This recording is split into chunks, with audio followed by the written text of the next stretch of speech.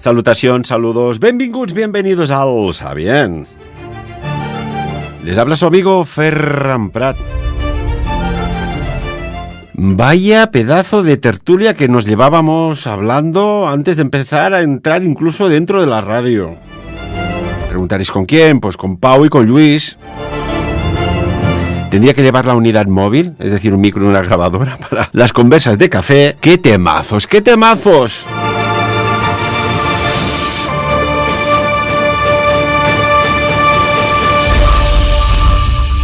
Y empezamos el Sabiens de hoy. Bueno, hablaba de Luis y Pau, ya los conocéis. Luis Rovira, saludamos. Buenos días, ¿cómo estás? Hola, muy buenos días. Pues como siempre, encantado de estar aquí en Sabiens y aportar ese pequeño granito de conocimiento, de experiencia y a lo mejor de sensaciones del día.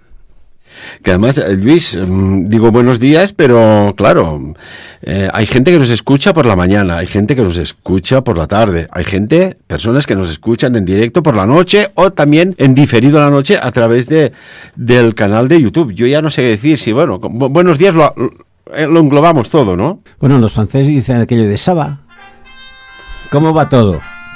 Pues yo te diría eso, ça va bien.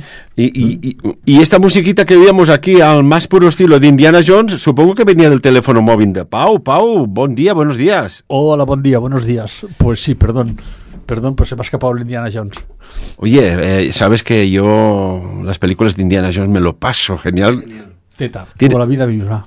Tienes un poco pinta de Indiana Jones, Pau? Es que si me paro a pensar, esta melodía la llevo conmigo desde el año 2000 y... Desde que perdiste el látigo y el sombrero. Efectivamente, sí. No. ¿Qué decías, Luis?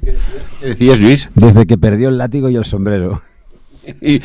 Bueno, el látigo lo tengo guardado, porque alguna vez tengo que sacarlo. Madre mía, es que ya venís embalados del bar, del rock and roll de la Mónica, caray. Pero qué ritmo que lleváis. No, han sido 15 días que... no nos hemos visto el Pau y yo aquí en directo y claro, tenemos muchas cosas que decir. Mucho mono. Vamos a hablar de una cuestión, porque creo que puede ser un programa muy útil para las mentes inquietas, para las mentes perdidas, para las mentes inteligentes, para las mentes listas y vete tú a saber, incluso alguna mente reptiliana, no lo sé. Pero hay un detalle que me gustaría comentar. Recientemente se ha hecho un estudio con 8.000 personas, tratando pues de discernir si las personas que entendemos superdotadas, y no a nivel de parte biológica, sino de parte mental, exhiben una serie de tendencias comunes dentro de sus, rasgos personales o qué hay, ¿no? Y os voy a dar un poco de datos. En este estudio se ha destacado pues cosas curiosas, ¿no? Que han sido publicadas en la Psychology Today, que es una revista científica interesante que toca y abarca estos temas y que, bueno, nos podría dar pues muchas respuestas a si hay personas que tienen altas capacidades, cómo lo llevan, y a las personas que no tienen altas capacidades, cómo pueden llegar a tenerlas sin tenerlas, ¿no? Luis, por ejemplo, tú que has sido una persona que ha formado más de 5.000 alumnos en tus escuelas a través de tus másteres y tus formaciones específicas, que has asesorado a políticos. Cuéntanos, ¿qué pasa con la sociedad? ¿Hay personas que ya nacen con unas altas capacidades? ¿Se adquieren, se nacen, son innatas? Cuéntanos. Bueno, todo el mundo tiene sus inteligencias. Seguramente nuestros oyentes habrán oído hablar de las inteligencias múltiples. Y a partir de las inteligencias múltiples, pues bueno, yo diría que en la vida tengo dos héroes. Uno es Einstein. Eso eres tú. Pero también, Indiana Jones también, ¿no? Pero... y el otro Leonardo da Vinci. Eran personas que han dominado... ojo, de las 14 inteligencias múltiples que hay, han llegado a moverse bien en 7. Y eso ya son seres superdotados. Muchas veces, cuando hablamos de inteligencias o de inteligencias múltiples, y todos lo hemos oído, aquello. Es que este niño no sirve para nada, es que este niño es tonto, etcétera, etcétera. Luis, ¿no? ponte el micro delante de la boca, por favor. Merci. Entonces, ¿qué pasa? Socialmente y en el día a día, como no se reconocen las habilidades o no se sabe ver porque no hay conocimientos, nadie nos ha enseñado a ser padres, pero lo peor es que en las escuelas los maestros, las maestras, etcétera, etcétera, no acaban de dominar las inteligencias múltiples. Aparte de esto, yo tengo la teoría de que no hay ni gente poco preparada ni gente muy preparada. No. Lo que sucede es que los adultos, cuando preparamos a los niños y a las niñas, no sabemos ver sus capacidades y entonces no las potenciamos. Mira, una cosa muy básica, que estoy muy orgulloso además, que he podido dar a profesores, estudiantes, todavía ellos, de último año de magisterio, les he dado temas de comunicación. Y les he hablado de la comunicación visual, de la comunicación auditiva y de la comunicación kinestésica. Claro, entonces, cuando yo soy un profesor y veo el niño cómo se comunica, si es visual, si es auditivo o es kinestésico, bueno, si me permites... Sí, cuéntanos lo que es un visual, el kinestésico sobre todo. Que entra todo por la vista, auditivo por el oído y kinestésico por los sentimientos. No hay nadie puro, porque todo el mundo está en las tres vertientes, pero siempre hay una predominante. Yo a un niño, cuando estoy en una pizarra, por ejemplo, le tengo que saber ver, escribir y que vea en la pizarra porque es visual. Pero a su vez en la clase yo tengo otros que son kinestésicos. Entonces les tengo que tocar los sentimientos. Les tengo que hacer querer aquello. Les tengo que animar. Pero exactamente. Y después tengo los auditivos. Por lo tanto, aparte de escribir allí en la pizarra, lo que tengo que hacer es hablarlo para que les entre por el oído. Entonces yo como profesor, como padre, como educador, tengo que dominar todo esto. La verdad es que estoy muy orgulloso porque he conseguido aportar un pequeño granito de arena en 3 promociones de profesores de magisterio. Y a veces me los veo, me encuentran o algo y digo, ostras, qué bien que va aquello. Realmente es que hay una cosa, tendríamos que ver lo que hay, qué es educación, tendríamos que ver qué es cultura y tendríamos que ver qué es comunicación. Y tenemos que mezclarlo todo, porque las inteligencias está en dominar eso, en dominar las situaciones, en cómo somos, en cómo nos sentimos. O sea, muchas veces hablamos de empatía. Ahora hace años está muy de moda la empatía. Es que no te pones en lugar del otro. Y digo yo, ¿y los profesores en la educación tienen empatía con los niños? Una cosa es ser buena persona y otra cosa es tener la empatía malentendida. Porque claro, si yo no tengo una empatía con el servicio de ayudar, de ponerme en el lugar del otro, si yo hago por una varita rasa que todo el mundo se tiene que acoplar al profesor, o un padre, todos mis hijos se tienen que acoplar a mí, no. Cada hijo yo me tengo que acoplar a sus necesidades. Porque esto es como vamos a conseguir desarrollar, y eso es lo que duele, la creatividad del niño o la niña. Caray, poca broma lo que nos estás comentando y es complejo, ¿no? ¿Quién no ha estado sentado en un pupitre y ha visto pues esto, ¿no? Y claro, decías algo interesante. ¿El alumno se adapta al profesor o el profesor se tiene que adaptar al alumno? ¿O el profesor es muy capacitado en conocimientos pero muy flojo en transmisión emotiva de lo que sabe para que cale bien en los alumnos, o va simplemente para cobrar a final de mes? Claro, esto aquí debe haber de todo, ¿no? La polémica está servida. Pau, ¿qué opinas? Yo, escuchando lo que estamos hablando, creo que el profesor lo que tiene que crear es un escenario, un estadio donde pueda fluir el aprendizaje, donde el profesor estimule el aprendizaje por parte del alumno. Lo que ocurre que, si no ahora, pero quizás en tiempos pasados, confundimos la educación con el adoctrinamiento. O sea, transmitimos nuestras creencias, nuestras frustraciones y no dejamos experimentar, que es la base del aprendizaje. Yo me he dedicado a la enseñanza como docente en formación profesional. Claro, el estadio era claro, el experimentar, basándose con unas técnicas, pero que cada uno fluya con su aprendizaje y su estímulo. Porque en el aprendizaje dentro de la experimentación tienes el flujo directamente, el tangible, no de pensamiento, sino de práctica. Entonces tenemos que saber estimular, dar retos, pero dejar que el alumno experimente por sí mismo.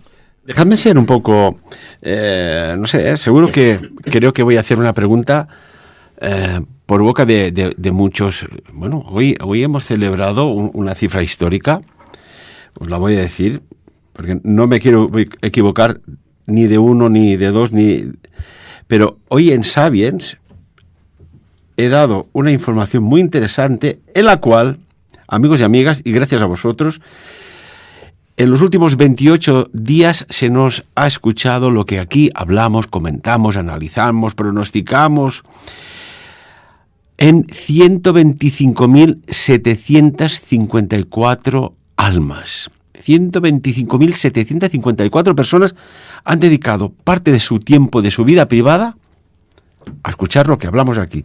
De corazón, de alma.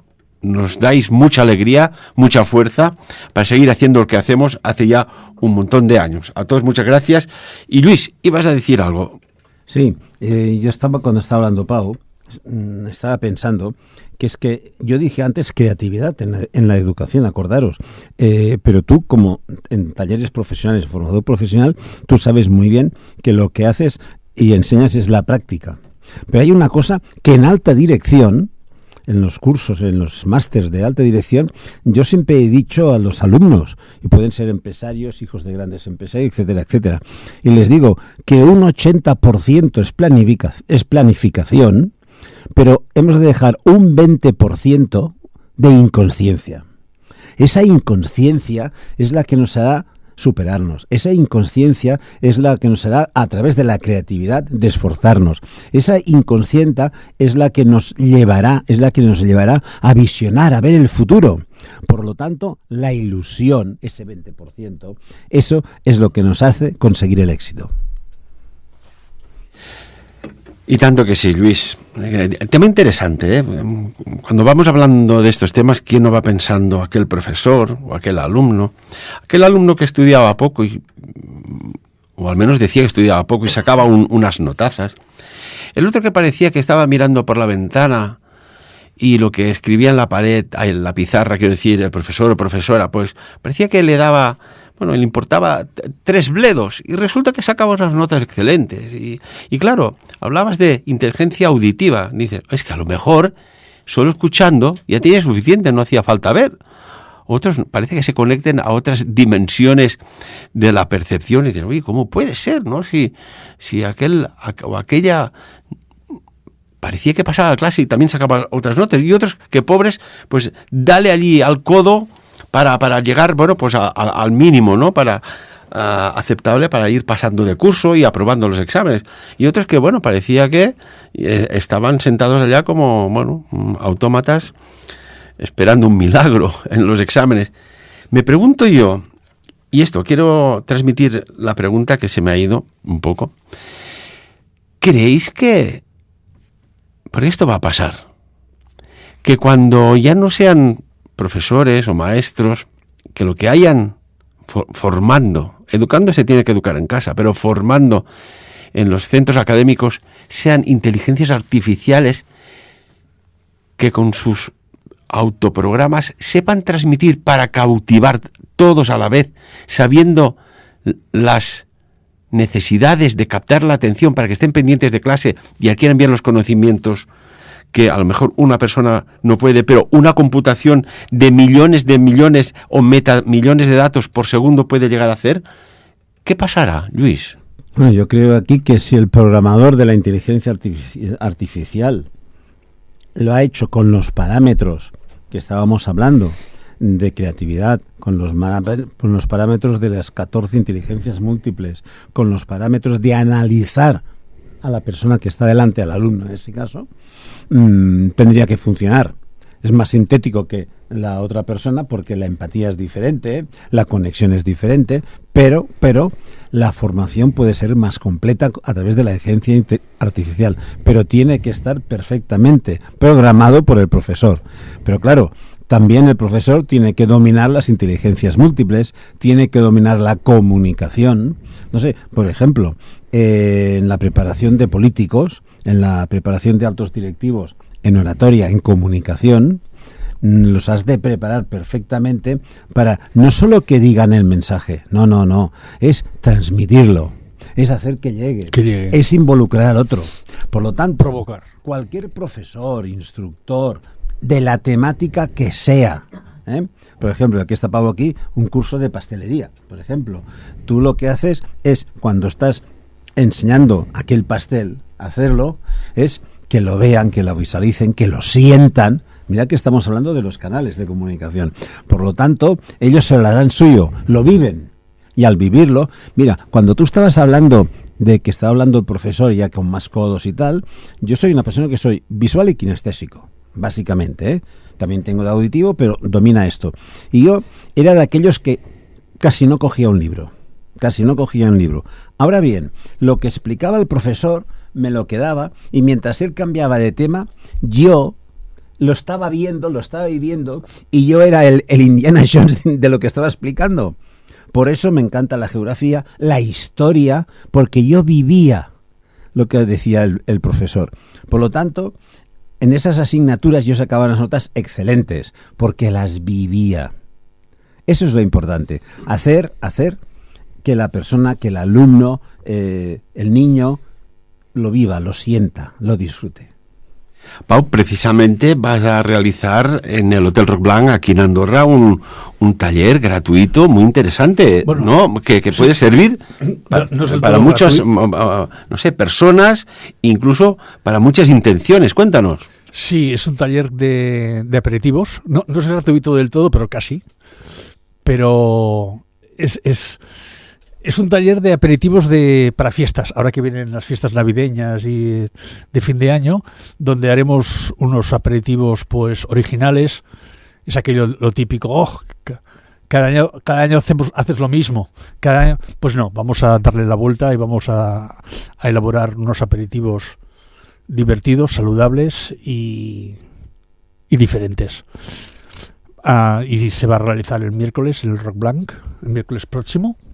¿Qué día exactamente? El miércoles 24, creo, a las 7 de la tarde, donde creo que aún quedan algunas plazas y nos lo vamos a pasar bien.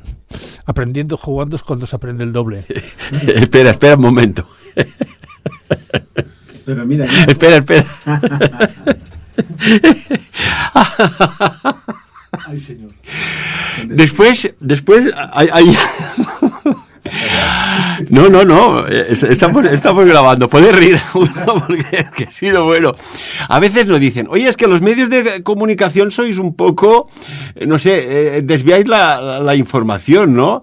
Y quizás tengan razón. Pero a ver, hoy que estamos aquí grabando el programa, estamos a miércoles 22, ¿no? Y has dicho miércoles 24. Y entonces digo... Es 29.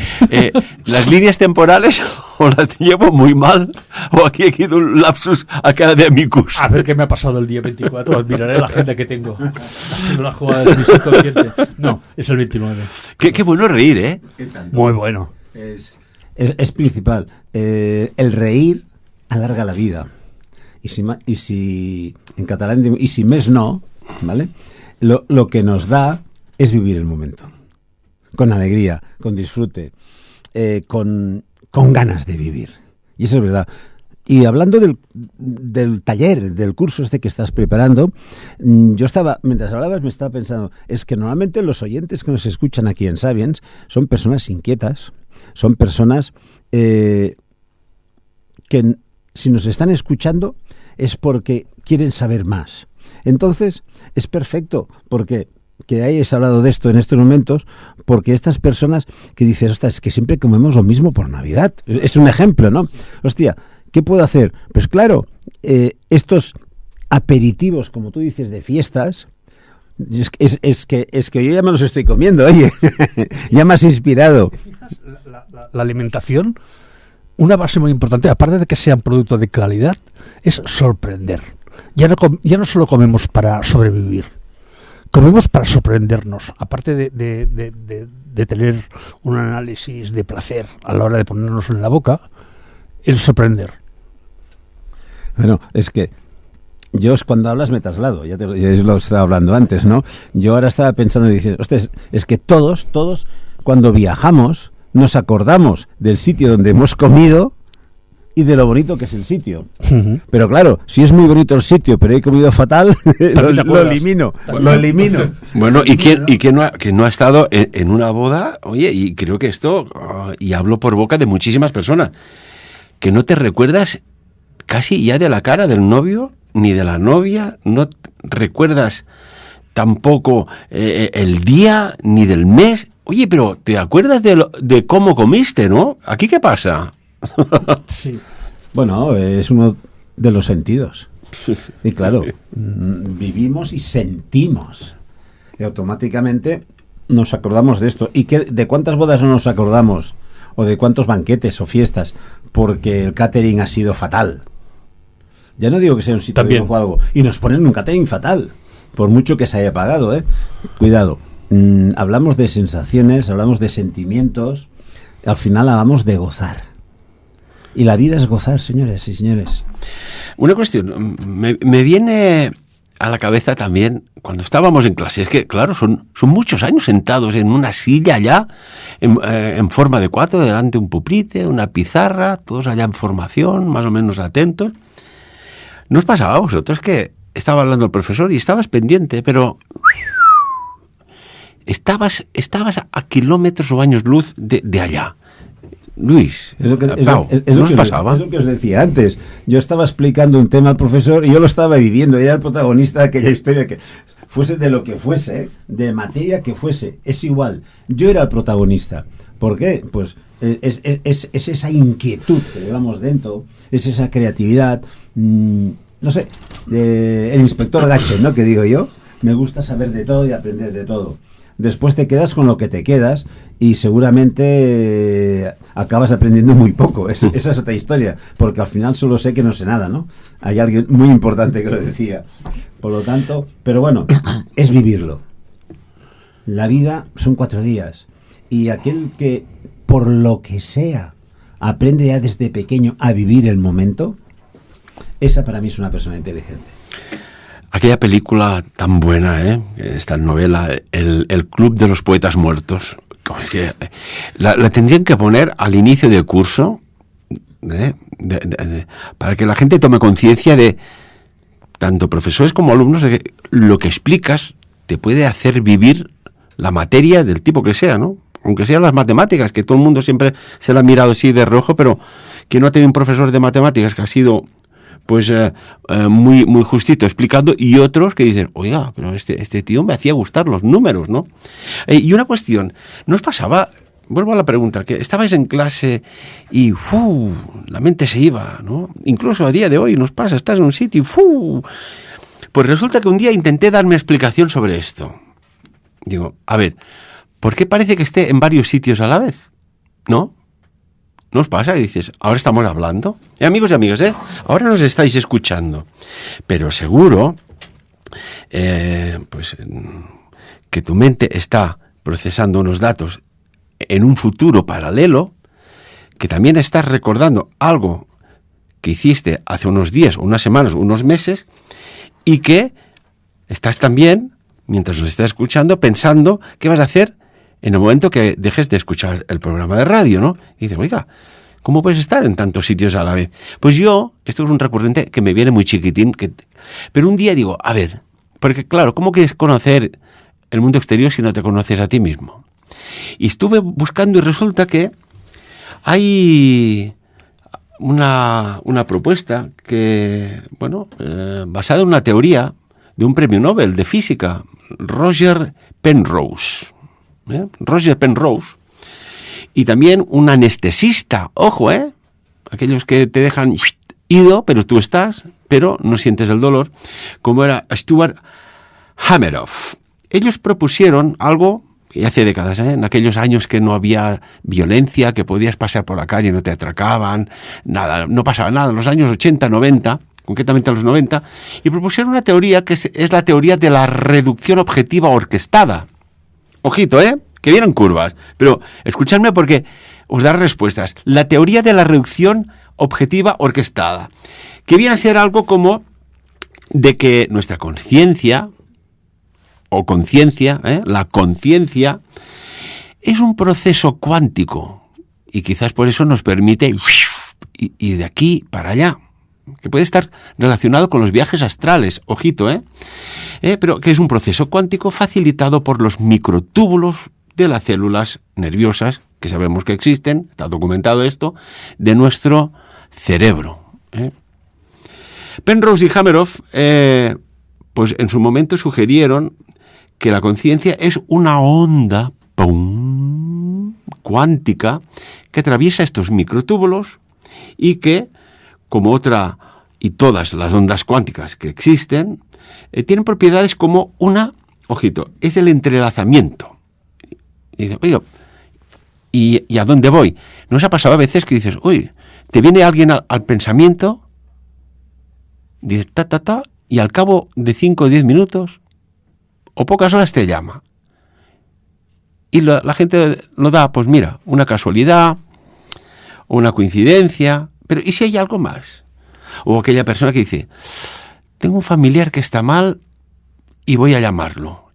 Y resulta que acababa de entrar por urgencias hace horas y no te habían dicho nada para no hacerte sufrir. ¿A quién no le ha pasado esto? Y si resulta que esta superposición, este entrelazamiento, quiero decir, es que da una explicación lógica en que entre personas nos podemos comunicar sin hablar, sin teléfono, porque da la posibilidad de que dos partículas muy alejadas estén conectadas. Y esto se está avanzando mucho en esto. Pero a lo que iba, estas personas que somos, que parece que podemos hacer 1000 cosas a la vez y nos han tachado de trastorno, de déficit de atención, y resulta que somos personas altamente creativas, porque nuestra mente sabe moverse por estas líneas temporales. Resulta que ellos ya postularon que había una superposición. Y aquí es donde me siento yo muy cómodo. Supongo que vosotros también. Esta superposición es la capacidad de estar en muchos lugares en el mismo momento, en el mismo tiempo. Evidentemente que siempre habrá gente que estará pues de acuerdo, otros en desacuerdo, pero ¿y si resulta que la física cuántica y la mecánica cuántica nos da una explicación lógica a esta capacidad de estar en muchos lugares a la vez? Y no es que tengas la mente dispersa, sino es que puedes hacerlo de forma cómoda, altamente rentable para tu creatividad, Luis, por ejemplo. Es que hay personas que tienen o tenemos la capacidad del pensamiento múltiple. Tenemos la capacidad de estar pensando 2, 3 o 4 cosas y por eso a veces pues incluso estás hablando de una cosa pero metes algo de otra conversación que tú tienes mentalmente. Otro pensamiento. Igual te ha pasado seguramente con el día 24, ¿no? Entonces, esto realmente es algo que por lo que sea nos sale, hacemos, vivimos y lo llevamos como normal. Pero hay otros que no, que solo piensan una vez, son muy cartesianos, son muy de manual y solo les dejan uno a uno. Pero es que hay una cosa que nos han enseñado.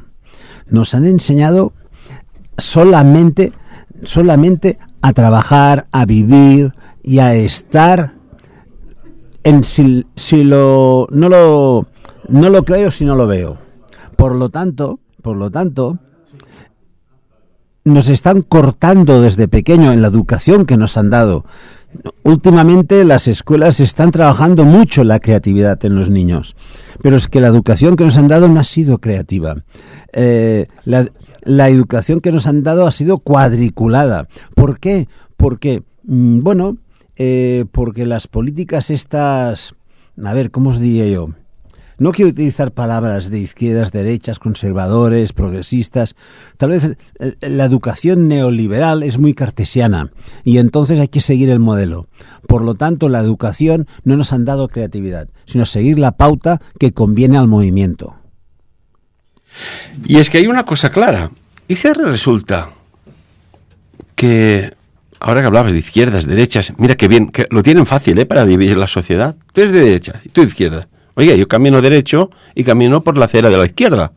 ¿Hay algún problema? Pero, ¿cómo nos lían en todo, no? Esto era una broma.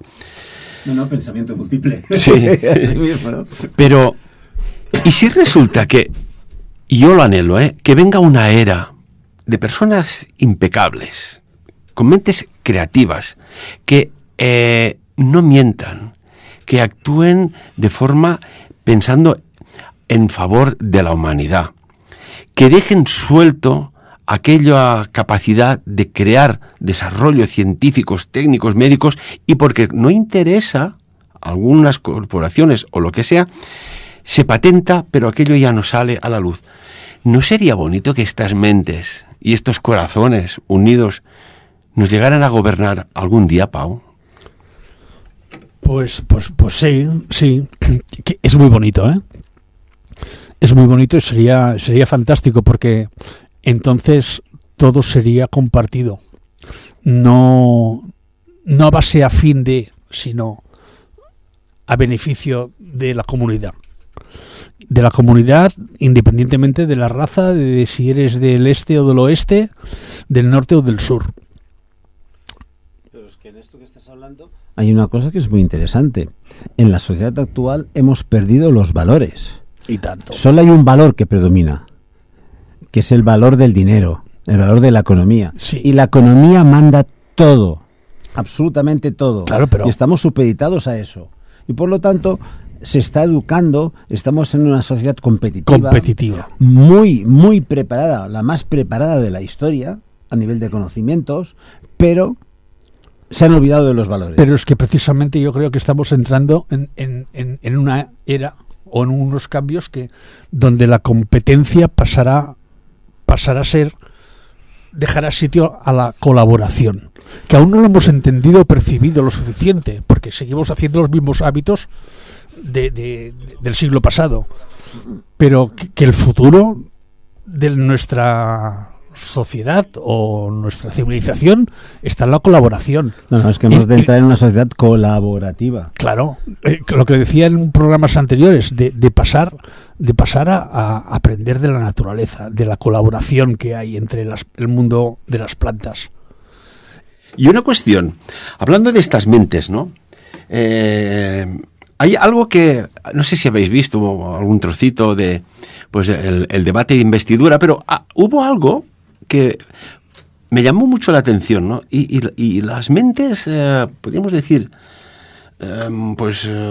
diferentes, tienen un sentido del humor diferente. Y os voy a poner un momento que a mí me hizo mucha gracia en el debate de investidura del señor Pedro Sánchez, ya actual jefe del gobierno español. Oye, que me llamó mucho la atención, ¿no?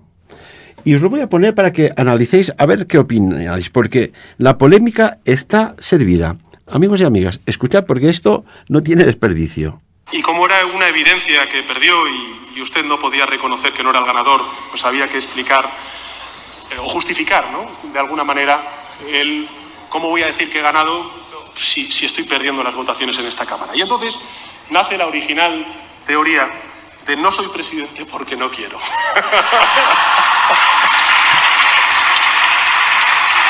sea, esta es la verdad.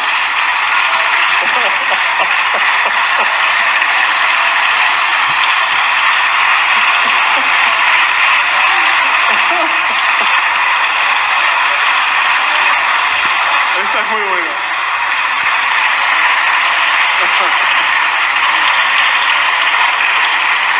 No es presidente porque no quiere. Es más... amigos y amigas, que ha sido muy bueno. Aquí el señor Feijóo creo que ha cometido un error al decir que se tiene que hacer como una revisión a nivel de salud mental. Por favor, señor Feijóo, Podemos estar de acuerdo o no con uno o con otro, pero un poco de sentido del humor, de picaresca y de, podríamos decirlo, no agresividad en los futuros mandatarios, pues siempre va bien, ¿no? Y ha sido algo curioso, ¿no? Como con sentido del humor, y además se conjuga, ¿no? Porque dice, usted no ha ganado las elecciones, pero realmente las ganó, pero ha perdido la posibilidad de gobernar, ¿no? Pero el sentido del humor, ¿no? Yo creo que ha sido lo más que se recordará, como hablábamos, oye, ¿qué te acuerdas de aquella boda? Oye, me acuerdo de la comida. Pues este año del debate de investidura se recordará por los tiempos de los tiempos una sonrisa que, en mi parecer, salía de lo más profundo del corazón, ¿no? Usted no puede gobernar porque no quiere. El sentido del humor en política es esencial. Y, por desgracia, llevamos muchos años en que en política solo hay crispación. Es gano yo y todos están a favor mío o contra mí. No, yo puedo no estar y compartir tus proyectos, tus objetivos.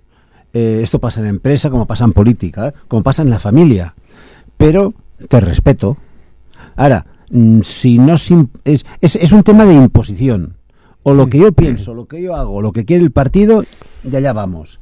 Sí. Entonces, yo veo de todas formas, y como asesor político lo veo, que hay muchos políticos que están en primera línea, que tienen que ser la cabeza visible de esas elecciones, y las ideas que tienen que defender son las impuestas por el partido o la persona que en el partido está detrás mandando. Y entonces, cuidado, y ahí entra muchas veces también en la empresa familiar, en las grandes empresas, ¿vale? Y lo que yo digo, y cuando estoy dando estos cursos de alta dirección política o de alta dirección empresarial, que tienen que saber muy claro qué es el objetivo y cuál es el propósito. Y muchas veces esto no es compartido. Si yo me imponen un objetivo, ese objetivo es del partido, pero es mi objetivo. Pero hay algo que es mucho más importante, el propósito. Porque una cosa, el objetivo es hemos de conseguir esto. Vale, muy bien. Pero ¿cuál es el propósito de conseguir esto? Pues el propósito es que los votantes, que el país X, el que sea, consiga mayor calidad de vida, o en la empresa consigamos esto o lo otro, ¿no? Esto no se plantea. Entonces, ese político o ese empresario o ese directivo está trabajando contra sus principios, contra sus valores.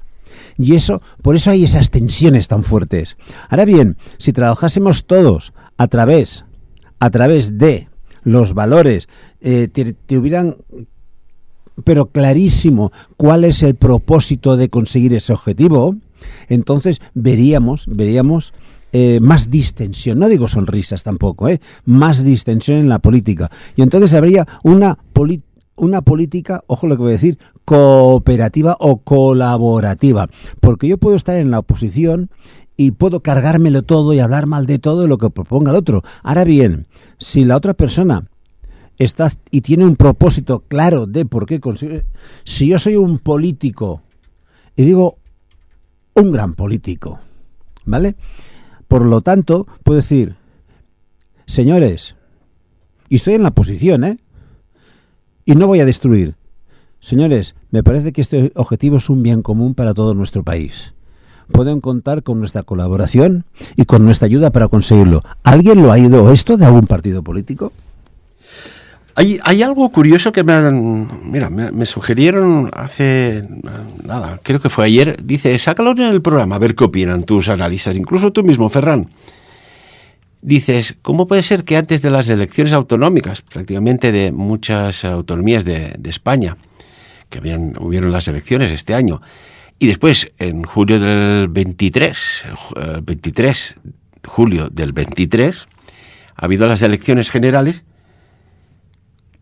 a pocas horas incluso de antes de cerrar la campaña electoral, se decía que no habría amnistía, que no habría referéndum, etcétera, etcétera, y, ¿sabes?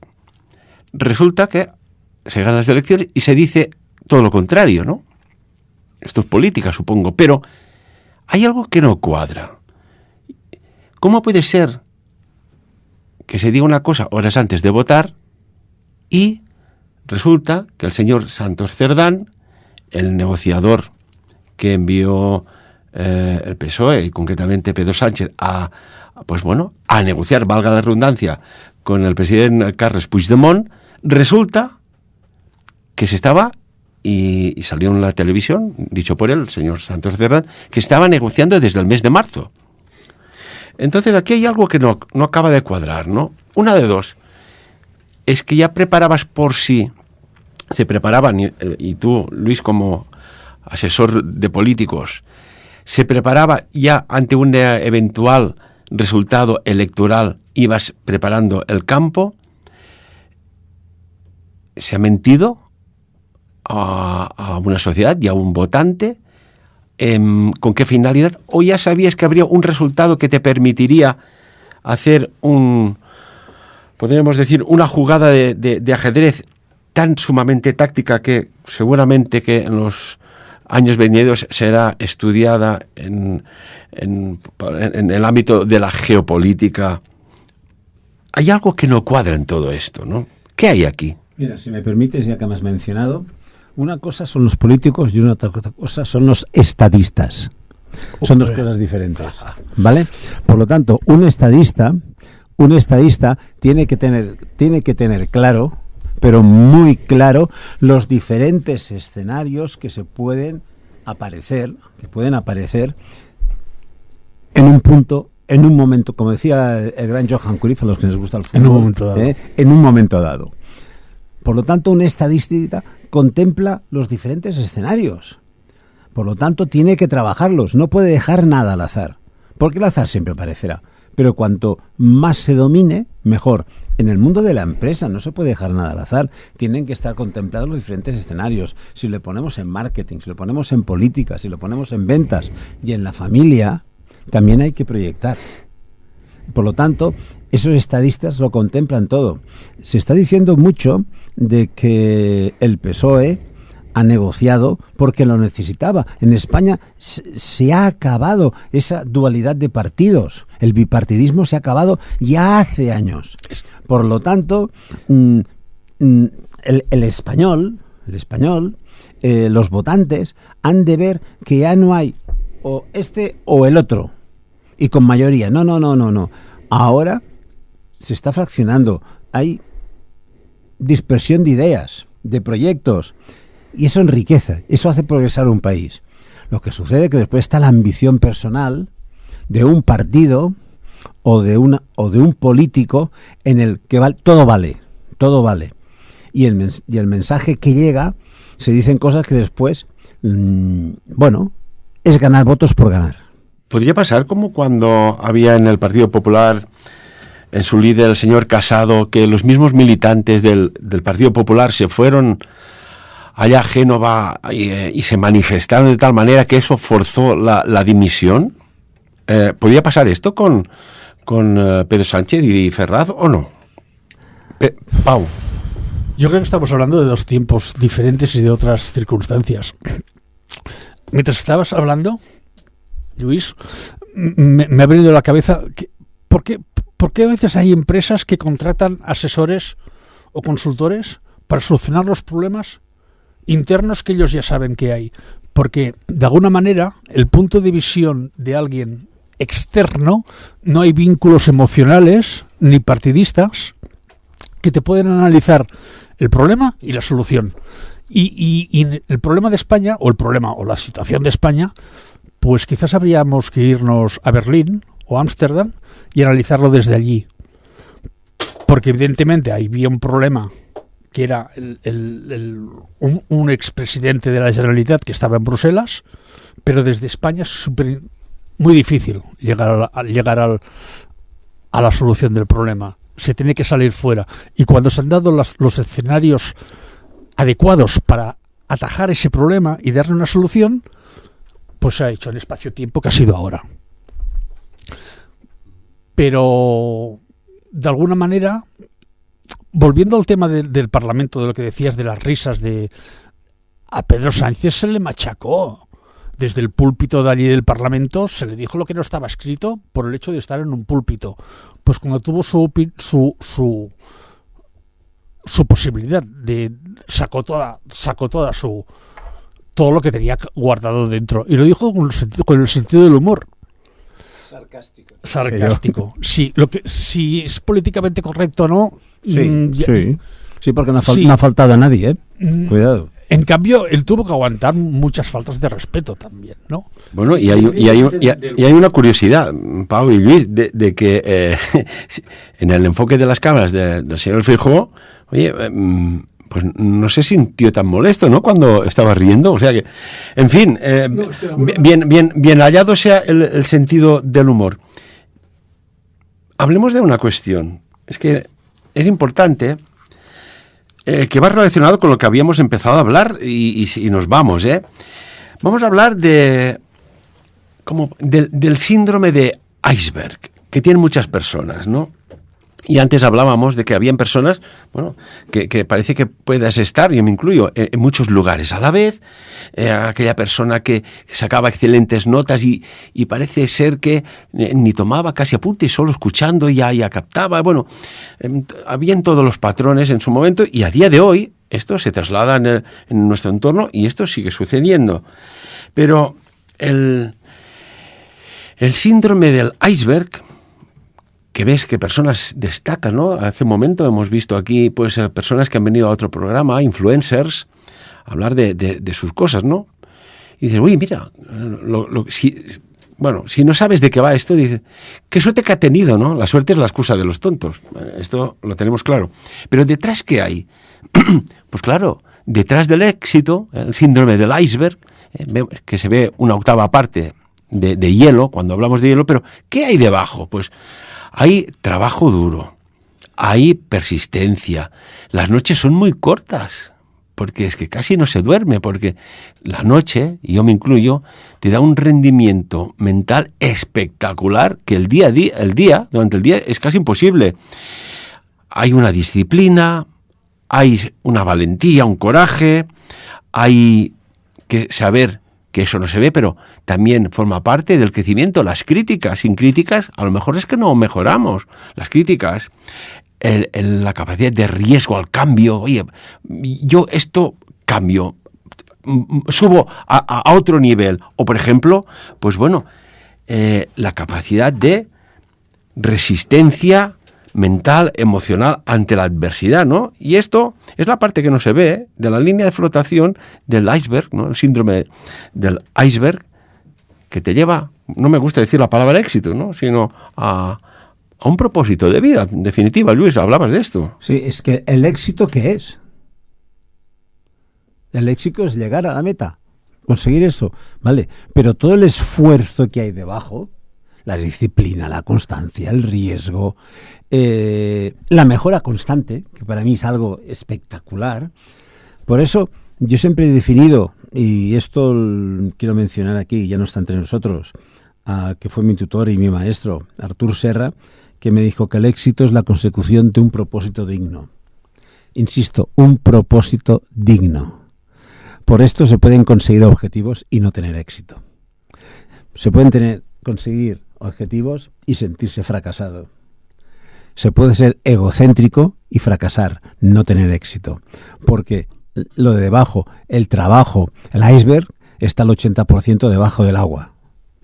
Eso es lo que no se ve. Eso es el trabajo en equipo, el esfuerzo, el liderazgo, la comunicación, tantas y tantas cosas se juntan. Entonces, bueno, todos tal vez tenemos hijos y vemos que uno le salen las cosas mucho más fáciles y el otro hijo no le salen tan fácil, pero tiene que esforzarse más. Para mí tiene más valor y hay que premiar más aquel que se esfuerza para conseguir el 5 y hace un esfuerzo, y el otro porque tiene la facilidad consigue 9, ¿vale? Premia a uno, pero premia al otro. Por eso, cuando yo he estado asesorando empresas, trabajando en recursos humanos y a veces en equipos comerciales, todos sabemos que cuando se incorpora un nuevo vendedor, y sobre todo en formación, y los vendedores van por objetivos, pero hay que tener objetivos cuantitativos y objetivos cualitativos. A veces hay que pagar comisión por conseguir nuevos clientes, no por vender más, que son dos cosas diferentes.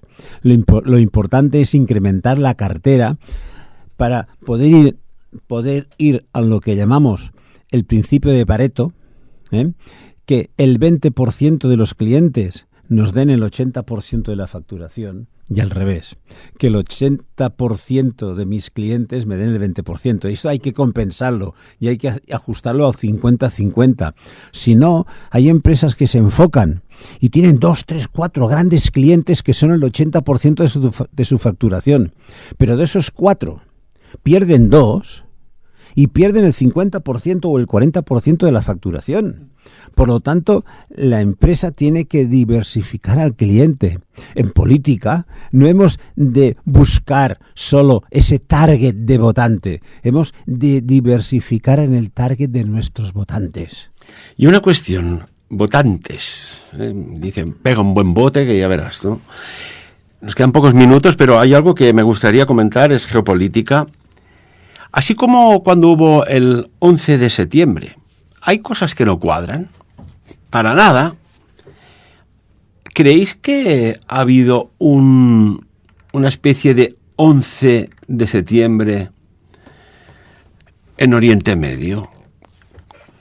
Y los digo, porque hay algo que no cuadra aquí. 30 de septiembre, el director de inteligencia de Egipto, Kamal Abbas, telefonea personalmente al primer ministro de Israel, Benjamín Netanyahu, para ponerle sobre aviso de que algo gordo se está preparando.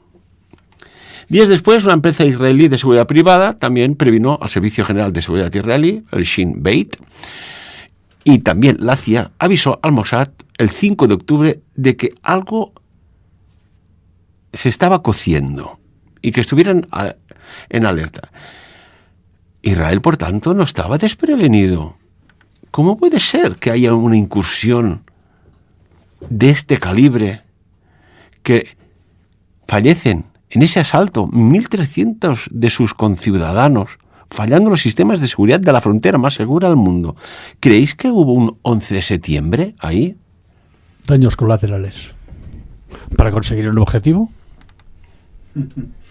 Pregunto, ¿eh? Sí, daños colaterales.